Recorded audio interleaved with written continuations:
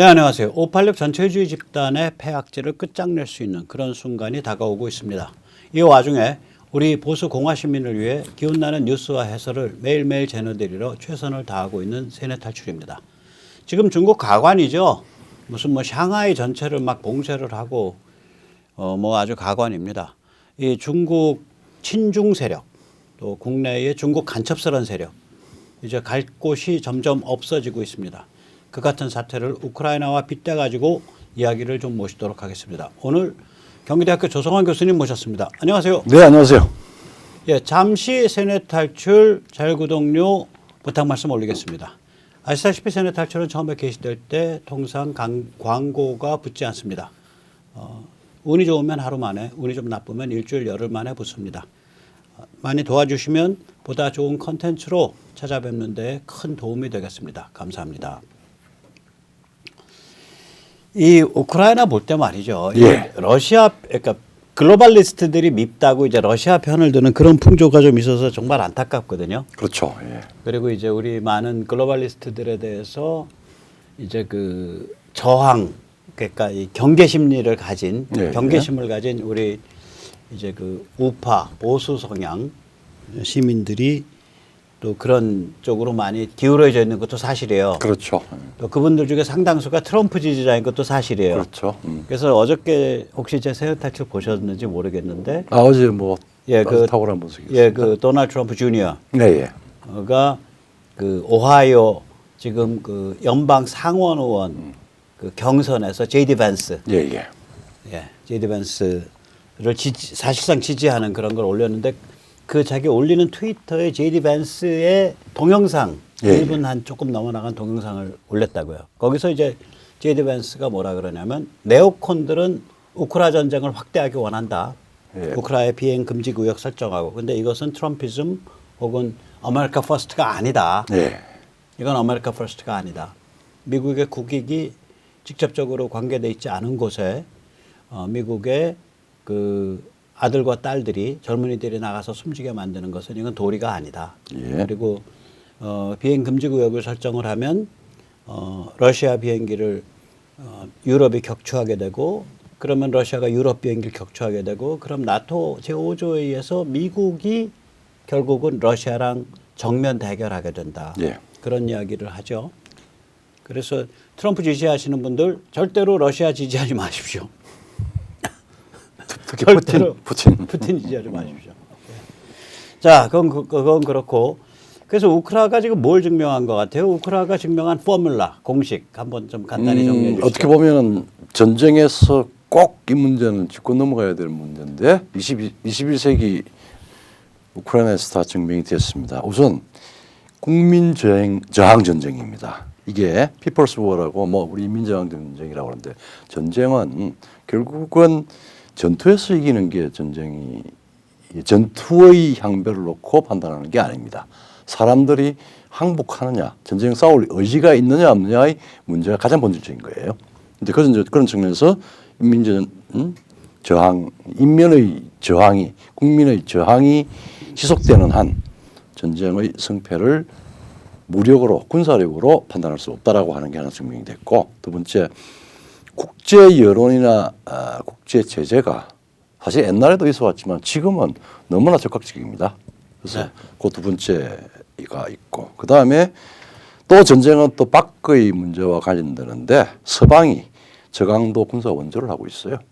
네. 그러니까 low intensity military aid라고 말하자면은 이 우크라이나 인민들이 이 계속 저항을 할 수 있는 의지를, 이 수단을 가지고 결합이 되어서 그 무지막지한 푸틴의 전력을 패퇴를 시키고 있는 거죠. 이렇게 이 세 가지로 타격을 하게 되면은 지금 사실 러시아는 3개월 이상 버티기 힘들 겁니다. 3개월 정도. 그러니까 정도. 5월 말 정도 되면 많이 금이 갈 거예요. 금이 갈 겁니다. 그러니까 이제 이 결정을 해야 될 상황이고, 그렇다고 지금 또 열핵 시대거든요. 핵 시대거든요. 그 다음에 또 중국은 이제 그래서 이제 우리한테 한반도 문제하고 주변을 생각. 중국이 이런 일 당하면 얼마 갈 것 같아요? 뭐 결정적인 타격입니다. 1개월 정도. 1개월 정도죠. 그래서 중국은 해외로부터 에너지 다 수입하고 식량 수입하고 해외 시장에 의존하고 해외 시장에 대한 수출입에 의존하기 때문에 예, 예. 러시아 정도의 그런 조치를 당하면 중국은 1개월. 그러니까 6.25 때 2년인데 지금은 네. 그러니까 전면 국지전을 한 상황에서 2년을 가지고 전면전을 했지만 지금 2년 반. 중국 개입 후 2년 반 넘어요. 2년 반이죠. 예. 2년 7개월이에요. 만 2년 7개월. 그래서 6.25 때. 6.25 때. 네. 근데 지금은 이제 이 지금 우크라이나 포뮬러를 적용을 하면은 한 달 그러니까 아마 그 결정도 못 할 거고 1개월이면은 깊은 상처를 입고 아마 달아나라고 그러니까 거죠. 우크라이나가 증명한 결국 이거예요. 말씀하셨듯이 피플스 워, 뭐 국민 저항 전쟁으로 번역하든 인민 저항 전쟁으로 번역하든 피플스 워. 그다음에 국제 여론 및 국제 제재. 그다음에 서강이 살살 방어용 무기 비슷한 거. 예, 예. 뭐 그렇게 많이 공격력이 세지 않은 무기 살살 군사 원조 해주면. 예, 예. 그래서 이 세 가지로 딱 패키지 짜가지고 버티면 예. 러시아 정도의 그런 그 기반이 있으면 한 3개월. 예. 중국과 같이 기반이 약하면 1개월이면 박살난다. 러시아나 중국이. 예. 이걸 증명하고 있다고 봅니다. 자, 그래서 이 우크라이나 포뮬러가 한반도에 대해서 가지는 의미를 잠깐 말씀을 해 주시죠.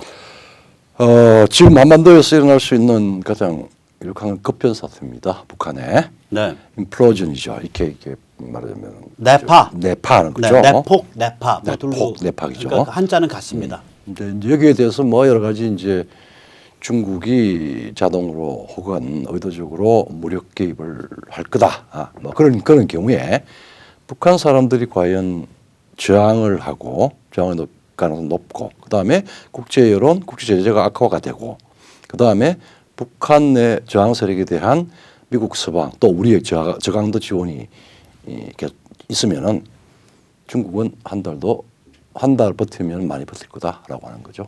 예, 그렇게 되는 거예요. 이게 우크라이나 포뮬러가 무시무시한 걸 증명한 겁니다. 자, 북한에서 어느 날 급변 사태가 일어났어. 예, 예. 그 급변 사태 일으킨 놈들이 예. 미국과 딜칠라 그래. 그렇죠. 예. 예? 거기는 이제 그리고 이제 미국과 딜칠라고 북한 인민에게 불을 질렀어. 선동해서 그렇죠. 이제 그래서 각 도시에 튀어나오고 막 사람들이 그래. 보통 그러잖아요. 그렇죠. 급변 사태 일으킨 놈들이 자기들은 이제 김일성 그 김간의 아우라를 지워버려야 되니까 이제 주민들한테 불을 지른다고 네. 미국과 딜쳐서 이쪽으로 가려고 그렇죠. 그러면 그러면서 자기들이 세계에서 이제 새로운 상류층으로 미국에서 한 1억 달러 빼주면은 트럼프 타워 들어가는 거 아니에요. 그리고 북한에 다시 이제 근데 미국은 자기 돈 빼주는 것도 아니고 김일성, 김정일이가 스위스에 짱 박아놓은 거 혹은 평양에서 금고에 짱 박아놓은 거 그냥 걔들 돈 갖고 걔들 나눠주면 되는 거거든. 그렇죠. 예. 그러면은 이런 상황에서 중국이 야 조중 우호 조약 있잖아. 그러고 중국이 개입을 했다. 네. 마치 러시아가 카자흐스탄 개입하듯이 중국 특수군에서부터 한 수십만 명, 수만 명이. 그러면 이제 북한 사람들은 이게 반중 의식이 있단 말이에요. 그렇죠. 예. 그 불질러 놨으니까 이 사람들이 총 들고 나가서 싸우는 거예요, 이제 중국이랑. 왜냐하면은 기준이 남쪽이잖아요. 예. 기준도 남쪽이고 남쪽, 제가 김일성주의자는 아닌데 김일성주의에 제가 참 이게 역사의 관계. 예, 예. 근데 예. 김일성주의가 중국 사람 보기를 돼지같이 보라고 가르쳐 놨거든. 그때 뭐 정일이도 사실은 굉장히 그렇죠. 돼지같이 보라고 가르쳐 놨단 말이에요. 예, 예. 안 먹히려고. 예, 예. 그래 놓으니까 그럼 북한 사람들이 중무장하고 튀어나가서 싸운다. 예. 그런데 거기에 대해서 북한이 아마 이 그 해안이 한 1000마일, 한 1600km 될 겁니다. 1600km죠. 그리고 산은 깊어요 또. 예, 산은 깊고 계속 해안 통해서 지원해 주거든. 그러면은 지금 우크라이나에서 발목 잡힌 것처럼 발목 잡혀 버리는 거예요. 그렇죠. 그보다도 훨씬 더 큰 아마. 예, 예. 그렇게 되면은 중국은 한 달 못 버틴다 저거. 이제 이런 시나리오가 나오는데 이걸 가지고 중국이 대한민국을 팔 수도 없고 다른 데를 팔 수도 없어. 끼쳐도 못하고 당하는 거야. 자, 그러면 이게 무슨 의미냐 장기적으로는. 이렇게 상황이 갈 수 있는 찬스가 왔을 때 미국의 행정부가 똑똑하면 바로 이 상황 간다라는 얘기죠. 그렇죠. 그러니까 휴전선이 지금 미중 경계선인데 그게 압록강 두만강으로 올라붙을 수 있는 한반도 지정학의 일대 변화 가능성, 북한 해방 가능성이 오는 거예요. 그걸 증명하는 학술적으로 거예요. 이야기하면 스테이터스 코 안트죠. 현상 변경이 되죠. 우크라이나가 그걸 증명해주고 예. 있습니다. 그래서 저는 우크라이나 분들이 대단히 얌체 같은 소리지만 어마무시한 희생을 치르고라도 러시아를 패퇴시켜주기를 바랍니다. 저도 마찬가지입니다. 그런데 이제 제가 그 배우 중에 그 정말 성격 배우 있잖아요. 션 펜. 예, 예. 키 짝달막 해갖고 싸움하고 그 한때 마도나 마던 남편이었지. 연합했죠. 예. 그래가지고 마도나랑 같이 가는데 사진 기자들이 들이대고서 사진 찍으니까 사진 기자 패고 그 저게 뭐야 카메라 뺏어갖고 집어 던지고 난리 부른 적 있어요. 내가 근데 션 펜 좋아해. 아, 그래요? 정말 성격 배우 뛰어나요. 성격 배우죠. 예. 근데 션 펜이 작년 말부터 우크라이나에서 다큐 찍고 있었다는 거 혹시 아세요? 아니 나는 사실 오늘 처음 알았습니다. 그래서 어. 굉장히 재미있는 예. 필름이었습니다. 예.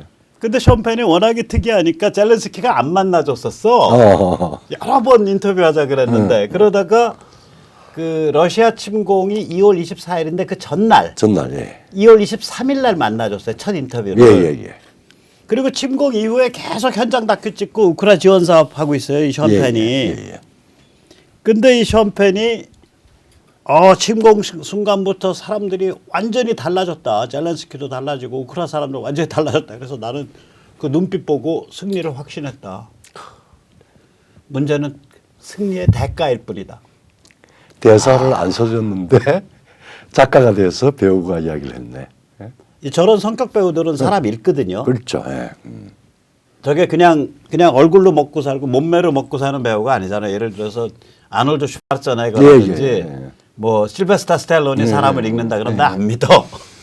혹은 엘리자베스 테일러나 무슨 뭐 이런 사람들이 사람을 읽는다 잘 안 믿어. 이게 그러나 전쟁 문학의 첫 문장에 나와야 될 이 명언을 했네요. 예. 그래서 이 사람은 미국 최강의 성격 배우라고 좀 보고요. 사실 이거를 본받을 수 있는 사람이 거의 없어요. 이 급이. 그렇죠. 맷 데이먼도 머리가 굉장히 좋은 성격 배우인데 맷 데이먼은 그 출연하는 방식이 그 이런 거 투닥거리는 거밖에 그렇죠. 못해. 예, 션 펜은 그렇죠. 그게 아니야. 션 펜은 그 성격을 표현해야 될 때는 그때, 예? 들어가면 아주 그냥 대형 사고를 내는데 제가 2006년 All the King's Men이라는 영화 좋아합니다. 네, 예. 그게 이제 1935년에 암살된 극좌 파퓰리스트 정치인이 있었어요. 미 상원의원 휴일렁. 이 사람은 부유세를 이재명이가 친중만 아니고 저쪽으로 갔었으면 괜찮아. 친중 종중만 아니고 문재인이가 휴일렁은요 부유세를 얼마나 때리는지 제가 지금 기억은 못 하는데 결국 세금으로 다 맞아가지고 5천만 달러인가 1억 달러 이상의 재산은 다 없어져. 다 그냥 국가 헌납이야. 근데 이제 그 자기 내연녀가 그 명문 집안인데 예. 그 내연녀의 오빠가 의사거든요. 그 예. 의사가 이 총으로 쏴서 암살하죠. 그 휴일렁을 그때 그 상황도 아주 예. 드라마틱했잖아요. 그 대공황 직후인데 직후예요 이게 예, 그러니까, 1945년이니까. 그러니까 이제 저런 캐릭터가 예, 예. 나올 법도 나올 법한 상황이었죠. 그러니까 감히 말씀드리면 프랭클린 루스벨트의 최대의 정적이었어. 그때 그렇죠. 라디오를 사람들이 들을 때거든. 텔레비는 없고 예. 라디오 열혈 청취자 기반이 100만 명이야. 예. 가세현이 문제가 아니야. 그러니까 사람이 한번 뜨면 구름같이 보이고 막 성금이 쏟아지고 난리가 아니었는데 이 사람을 소재로 해서 All the King's Men이라는 소설을 쓴 거예요. 예, 그렇죠. 이 사람과 다른 스타크라는 인물, 루지애나 주지사를 작중 인물로 만들어서 예. 그래서 그 소설이 1946년에 나와서 1947년에 퓰리처를 받습니다. 이 소설을 원작으로 해서 만든 2006년에 영화가 만들어진 거예요. All the King's 거기에 Men이. 샴페인이 거기서 샴페인이 그 주연배였고, 스타크 역할을 하죠. 스타크 역할을 아, 내가 그거 보고서 소름이 끼쳐 막 그 연기에. 잠깐만 그래서 이제 샴페인이 그런데 이게 이제 이 완전히 성격 배우인데 이 또라이 같은 성격 배우인데 이 또라이가 그 시점에 우크라이나에 우연히 가 있었던 거라 다큐 찍겠다고. 그래서 그거를 그 션 해너티 예, 폭스뉴스의 션 해너티랑 대담을 하는 한 1분 정도를 보면 션펜이 어떤 느낌을 받았는지 바로 볼 수 있습니다. 한번 직접 보시죠. 예, 예. And I don't know that there's a person on earth who could know that they were born for such a day, that they could rise to it. I want to make sure we're So on I the same saw it, page. When you yeah. say invasion, was this him taking the two regions, Donbass, etc., or Well, there were also rockets coming in. This is also when they This is when they- took the airport 15 clicks out of Right. Kyiv. So it was game on. And so in him, I saw something that I've never seen before in my lifetime. That, like I said, having seen him, yes, prepared for it. Yes, hoping against hope it would not happen. But a man who'd not yet been challenged with it's happening. And the next day, I saw something that is a man, but it's a man with the adrenalized. He's the face of something that you see in all the Ukrainians we saw and talked to, whether they were in uniform, out of uniform, school teachers, even children. This extraordinary courage that's come up, and it was in his eyes, and it is clear to me that the Ukrainians will win this. The question is at what cost? 예. 네. 보시다시피 저는 션펜이 제대로 읽었다고 생각을 합니다. 우크라 사람들이 저렇게 되면 이게 피플스 워잖아요. 그렇죠. 예. 인민저항전쟁 혹은 국민저항전쟁으로 국민전, 예. 가는 거고 그렇게 갔다고 제가 세네타출에서 말씀을 여러 번 드렸죠. 피플스 워인데 이제 저렇게 되면 못 이겨요. 국제 여론, 국제 제재 들어가고 서방이 아주 지능적인 저강도 무기 지원해주고 계속 그러면은 못 이겨요.